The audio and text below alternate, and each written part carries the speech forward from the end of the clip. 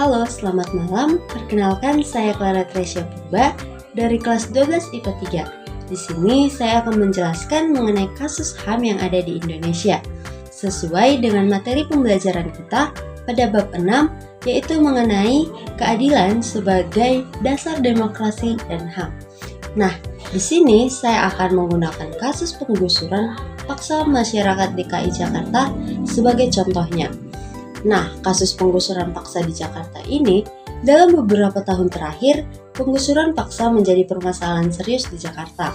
Pemerintah daerah dalam upaya penataan kota dan pengembangan infrastruktur seringkali melakukan penggusuran terhadap pemukiman warga miskin yang dianggap ilegal atau tidak sesuai dengan tata ruang.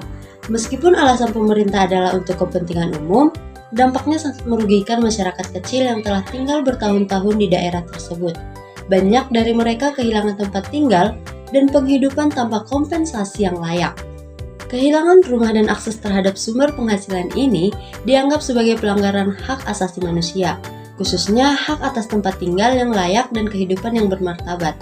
Kasus ini menimbulkan protes dari berbagai peristiwa, lalu organisasi masyarakat sivil, aktivis HAM, dan bahkan dari kalangan agama yang melihat adanya ketidakadilan dalam pelaksanaannya. Sini ada analisis kritis berdasarkan keadilan sebagai dasar demokrasi dan HAM. Nah, keadilan sebagai dasar demokrasi, dalam demokrasi yang sehat, setiap warga negara memiliki hak yang sama untuk mendapatkan tempat tinggal yang layak.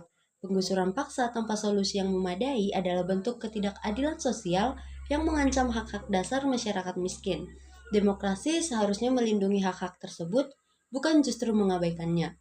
Sikap gereja terhadap HAM, gereja melihat martabat manusia sebagai sesuatu yang harus dihormati tanpa terkecuali, termasuk hak mereka atas tempat tinggal.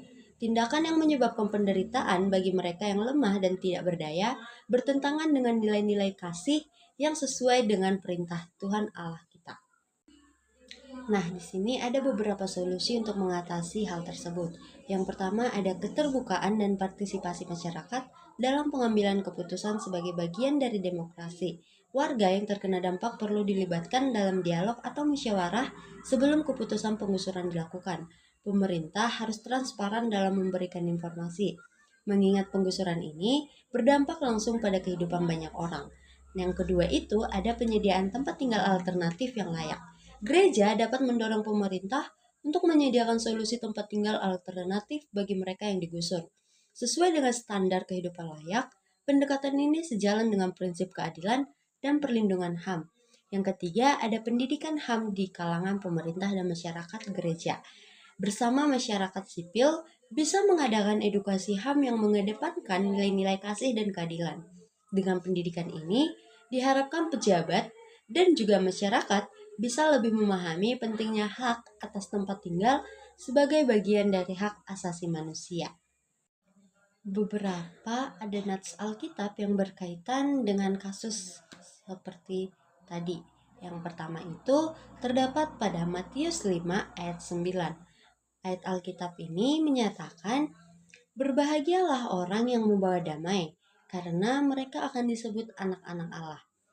Nah, gereja dapat menjadi mediator dalam menyelesaikan konflik antara pemerintah dan warga terdampak, berusaha menghadirkan solusi yang damai dan saling menguntungkan tanpa kekerasan. Yang kedua, ada nats Alkitab itu dalam Amsal 31 ayat 8-9.